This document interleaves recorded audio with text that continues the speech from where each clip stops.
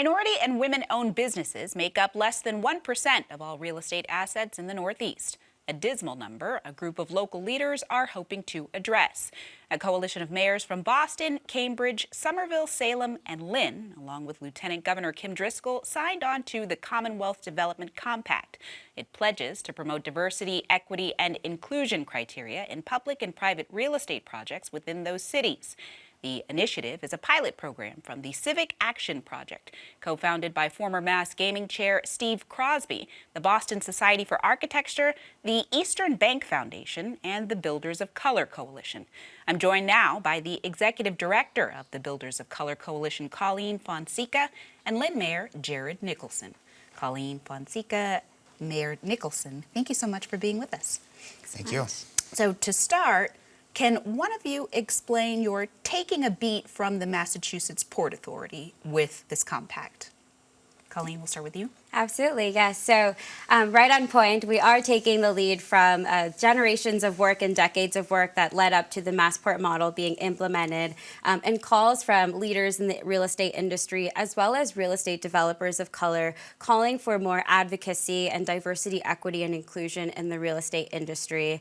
From there, Steve Crosby, the leader of the Civic Action Project, took up that call and initiated the Commonwealth Development Act, and then enlisted the support and help of the Boston Society of Architects, the Eastern Bank Foundation, and then my organization, the Builders of Color Coalition. Excellent. And Mayor Nicholson, tell me, it seems like a simple question, but I have to ask, how is it that diversity or a company's diversity is going to strengthen the projects that it puts forward or the cities that the projects are located in? Well, I think projects from the city's perspective are really important to the city's future, and they shape the place that we have in our community. But we ultimately are thinking about the people that are involved, the people that benefit, that do the project, that are working on the project, the owners of the companies, and also the people that end up living in these developments and working in these developments, and the neighbors of those communities. And we're a diverse city, and we want to make sure that our population is included in the benefits from all this work, and the diversity, equity, and inclusion efforts are an important part of that. How are you guys looking to define diversity? Yeah, so what's really great about this Commonwealth Development Compact is there are 4 commitments that each of the cities are signing on to. And through diversity, equity, and inclusion, how we're sort of characterizing diverse folks are women and people of color as sort of underrepresented in the commercial real estate industry. And we're really taking a lot of, in terms of diversity, the interventions that we're looking at can be anything from ownership, joint venture opportunities, who are the contractors that are working on these projects, to job training programs and internship programs that firms are putting together to diversify their workforces. So we really want to get a more comprehensive look at what is really happening around diversity, equity, and inclusion, and the many interventions that are available to development companies to do so. And Mayor Nicholson, sometimes when we take steps towards diversity, we get a little bit of pushback. Have you heard any? Are you expecting any as you sign on to the compact? No, I mean, I think that the Massport model has been really held up as a standard for the industry, a goal for the industry, and I think what is also helpful is that a lot of these communities that have signed on have been having these conversations throughout. So Boston's done some great work on this. I know for us, we went through a big conversation as a community a couple of years ago in adopting a housing strategy for the city that at the time, was controversial, but I think we had some really good discussions about it, and stating explicitly that bringing an equity lens to development was a goal of the city was something that the city council signed on to, and I think has been really broadly adopted. I want to talk a little bit about metrics and goals. What would scoring a diversity plan from a developer look like? Yeah, so currently through the compact, we're going to be collecting data and information from various different sources. So in terms of what developers will be sort of asked to disclose, very similar to the BPDA's recently instituted BPDA optional DE&I disclosures, we are asking for cities and towns to ask for developers that are submitting projects on private land to disclose what are the interventions that they have in place.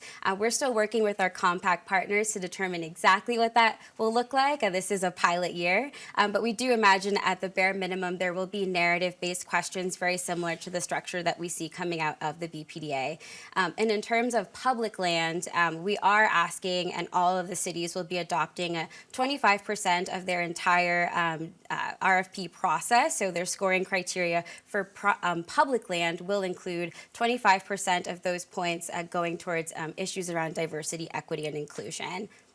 And then staying with what we might see come from the pilot year, I'm just thinking about Boston's separate but related resident jobs policy and the fact that it's been in place for years, but we've only seen the first sort of fine to go towards a developer, like a repeat offender, in this year. Are you guys thinking about penalties for folks that don't do the voluntary disclosure? At this time, no, we are not looking into penalties. I think one thing that we're really keen on is we know that there's activity happening on the diversity, equity, and inclusion front in these development firms, and we'd like to share and circulate and elevate that work that is already happening. So that's not to say, like, in the future that may not be something, but I think that's ultimately up to the cities and towns as they see fit. At this time, and as part of the compact, we are very focused on the cities and towns asking developers to optionally submit this information. So no discussion of penalties. Mayor Nicholson? Yeah, I think that particularly around the public land, we're in a position where these are not your typical private transactions. The entire community is implicated. And in the way that we're setting up this compact, it's empowering communities to really state aspirationally what they would like to see and invite people who want to be a part of the project to provide their aspirations and encourage folks to do that, and then we get to pick among those. So it's really a carrot approach from that perspective. John Chesto with the Boston Globe wrote that the disclosures of the diversity plans are voluntary for now, based on legal advice. Is it fair to say that companies who don't demonstrate, like, openness towards this initiative will have a harder time pitching development projects?